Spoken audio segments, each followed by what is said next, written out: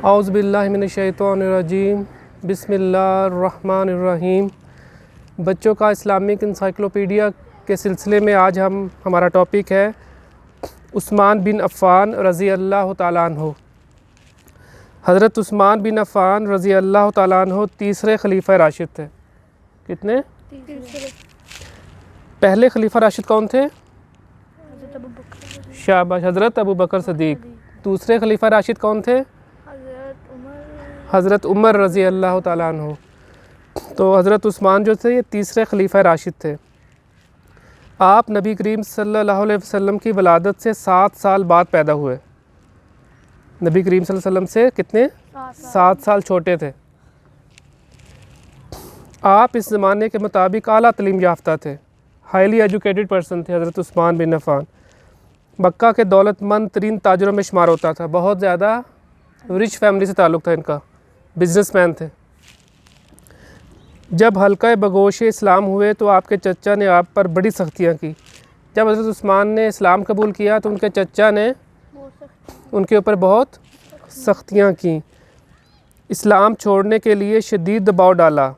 حضرت عثمان رضی اللہ تعالیٰ عنہ کے پائے استقلال میں کوئی لغزش نہ آئی، وہ اپنے ارادے سے نہیں ہٹے، اسلام سے وہ نہیں ہٹے، روکنے والے بے بس ہو گئے۔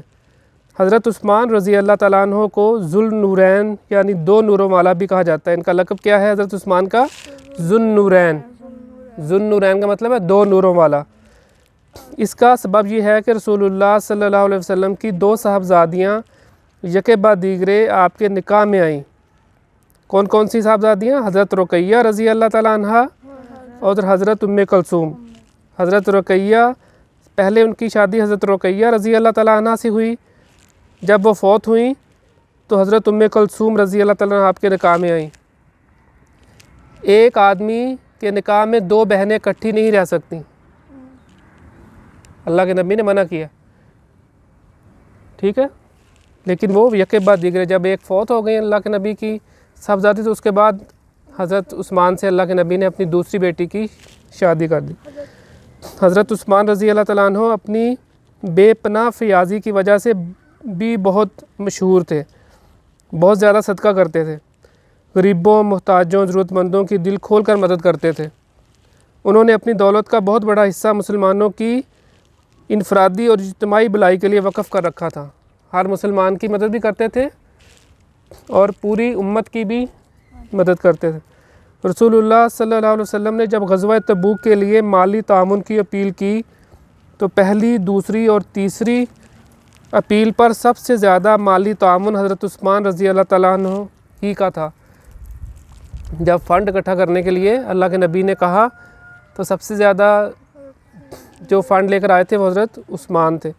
انہوں نے ہر بار 100 اونٹ، اس کے ساتھ جہاد کے لیے سامان بھی فراہم کیا، 100 اونٹ بھی دیے ہر دفعہ اور اونٹوں کے علاوہ اور بھی سامان بھی دیا۔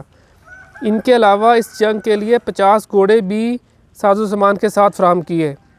اس پر رسول اللہ صلی اللہ علیہ وسلم نے فرمایا، عثمان آج کے بعد چاہے کوئی بھی عمل کرے ان کے لیے جنت لازمی ہو گئی ہے۔ اللہ کے نبی نے انہیں جنت کی بشارت دی کہ آپ جنتی ہیں۔ جب مسجد نبوی کی توسیع کا مرحلہ آیا تو انہوں نے اس مقصد کے لیے مسجد سے متصل جگہ خریدی۔ مسجد نبوی کو جب بڑا کرنا تھا تو اس کے لیے جگہ چاہیے تھی، تو آپ نے اس کے لیے جگہ بھی خرید کر دی۔ انہوں نے کئی غلام خرید کر آزاد کیے جنہیں اسلام قبول کرنے کی پاداش میں ان کے کافر اور مشرک آقا سزائیں دیتے تھے۔ حضرت ابو بکر رضی اللہ تعالیٰ عنہ کے زمانہ خلافت میں جب قحط پڑا تو حضرت عثمان رضی اللہ تعالیٰ عنہ نے 25,000 درہم کا غلہ درآمد کر کے پریشان حال لوگوں میں تقسیم کیا۔ ہاں جی، 25,000 کا غلہ خریدا اور لوگوں میں تقسیم کیا جب قحط پڑا تھا۔ یہ اس زمانے کے لحاظ سے بہت بڑی رقم تھی۔ یہ ان کی طرف سے اسلام اور مسلمانوں کی بھلائی کے کاموں کی صرف چند مثالیں ہیں۔ حضرت عثمان رضی اللہ تعالیٰ عنہ حیا اور تقوی میں بھی بہت مشہور تھے، بہت باحیا تھے آپ۔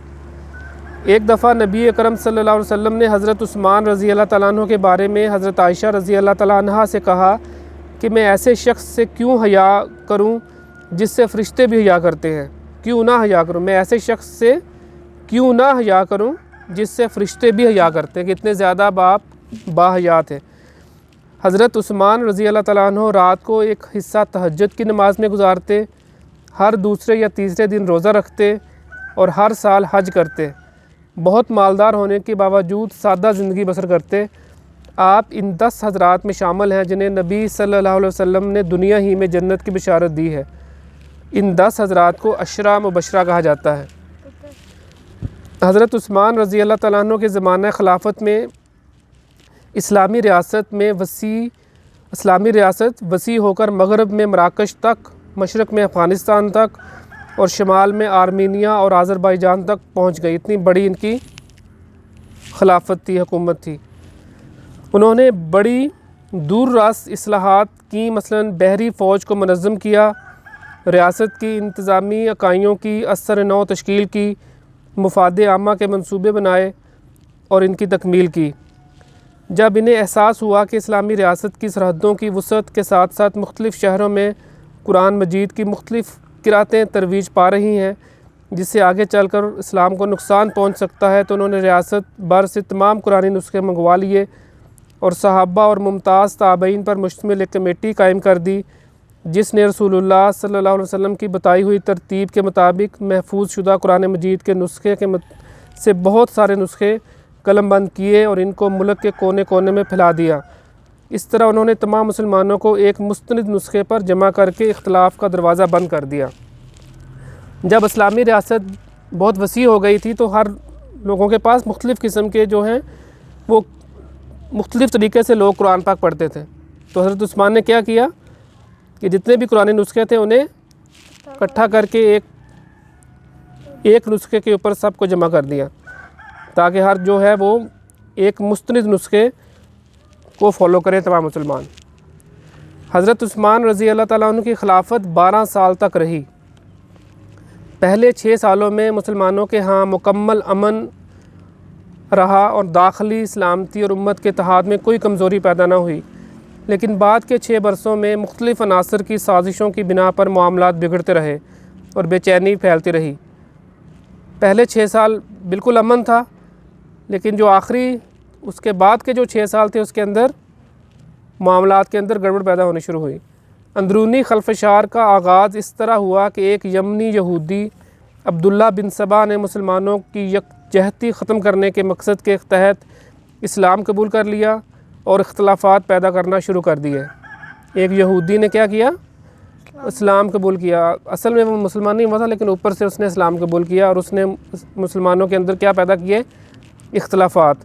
جب اس نے طرح طرح کی بدگمانیاں پھیلا دیں تو یہودیوں اور ان کے ہم نواؤں نے ان سے فائدہ اٹھا کر حضرت عثمان رضی اللہ تعالیٰ عنہ کے خلاف بغاوت کی ایک سازش تیار کر لی۔ حضرت عثمان رضی اللہ تعالیٰ عنہ اس بغاوت کو کچلنے کی پوری طاقت رکھتے تھے، مگر نرم دل اور بردبار ہونے کی وجہ سے انہوں نے مسائل کو فہم و تفہیم کے ذریعے سے حل کرنے کی کوشش کی۔ دراصل وہ مسلمانوں کا خون بہانے میں پہل کرنے سے بچنا چاہتے تھے۔ اس سے باغیوں کے حوصلے مزید بڑھ گئے اور انہوں نے حضرت عثمان رضی اللہ تعالیٰ عنہ سے مستعفی ہونے کا مطالبہ کیا کہ آپ ریزائن کر دیں اپنے عہدے سے، خلافت چھوڑ دیں۔ حضرت عثمان رضی اللہ تعالیٰ عنہ نے یہ مطالبہ اس بنا پر مسترد کر دیا کہ مسلمانوں نے آپ کے ہاتھ پر بیعت کر کے آپ کو ایک ذمہ داری سونپی تھی جسے آپ مٹھی بھر شرپسندوں کے مطالبے پر ترک نہیں کر سکتے تھے۔ اس طرح مستعفی ہونے کا مطلب یہ تھا کہ عامۃ المسلمین کے اعتماد کو ٹھیس پہنچائی جائے۔ دوسری بات یہ تھی کہ نبی صلی اللہ علیہ وسلم نے آپ کو ایک بار نصیحت فرمائی تھی، اے عثمان، ممکن ہے کہ اللہ تعالیٰ تمہیں خلافت کی قمیض پہنائے اور لوگ تم سے اس قمیض کو اتارنے کا ارادہ اور مطالبہ کریں تو تم ان کے لیے اس کو نہ اتارنا۔ یہ جامع ترمذی حدیث نمبر 3705 ہے۔ اس پر ملک بھر کے سازشیوں نے مدینے پر دھاوا بول دیا، خلیفہ کے مکان کا چاروں طرف سے محاصرہ کر لیا، چاروں طرف سے ان کے مکان کو گھیر لیا۔ جب محاصرہ خاصا طویل ہو گیا تو باغی دیواریں پھیلانگ کر اندر داخل ہوئے۔ حضرت عثمان رضی اللہ تعالیٰ عنہ اس وقت اپنے کمرے میں قرآن مجید کی تلاوت کر رہے تھے۔ باغیوں نے آپ کو شہید کر دیا۔ آپ کی اہلیہ حضرت نائلہ رضی اللہ تعالیٰ عنہا نے چھڑوانے کی کوشش کی تو انہیں زخمی کر دیا۔ ان کے ہاتھ کی انگلیاں کٹ گئیں۔ شہادت کے وقت آپ قرآن مجید کی تلاوت کر رہے تھے اور آپ کے خون کے چھینٹے اس آیت کے آخری جملے پر گرے، پھر اگر وہ سب لوگ اس چیز پر ایمان لے آئیں جس پر تم ایمان لائے ہو تو بے شک وہ ہدایت پا جائیں گے، اور اگر وہ منہ موڑیں تو پھر وہی مخالفت میں ہیں، سو ان کے مقابلے میں تمہارے لیے اللہ کافی ہے اور وہی خوب سننے والا خوب جاننے والا ہے۔ سورۃ البقرہ آیت نمبر 137۔ ایک روایت میں نبی کریم صلی اللہ علیہ وسلم نے انہیں جنت کی بشارت دی تھی اور اس آزمائش کا بھی ذکر کیا تھا جو آپ کے لیے آنے والی تھی۔ جب حضرت عثمان رضی اللہ تعالیٰ عنہ کو یہ خبر پہنچی تو انہوں نے دعا کی، اے اللہ صبر عطا فرما اور اللہ تعالیٰ ہی مددگار ہے۔ یہ صحیح مسلم حدیث نمبر 2403۔ حضرت عثمان رضی اللہ تعالیٰ عنہ کی شہادت کے ساتھ نبی اکرم صلی اللہ علیہ وسلم نے ان کے لیے جو پیش گوئی فرمائی تھی وہ پوری ہوئی۔ حضرت عثمان رضی اللہ تعالیٰ عنہ جمعۃ المبارک 18 ذو الحجہ 35 ہجری کو سپہر کے وقت شہید کیے گئے۔ سن عیسوی کے مطابق یہ 656 تھا۔ اس وقت آپ کی عمر 82 ایئرز تھی۔ یہ تھے حضرت عثمان رضی اللہ تعالیٰ عنہ کی زندگی کے واقعات۔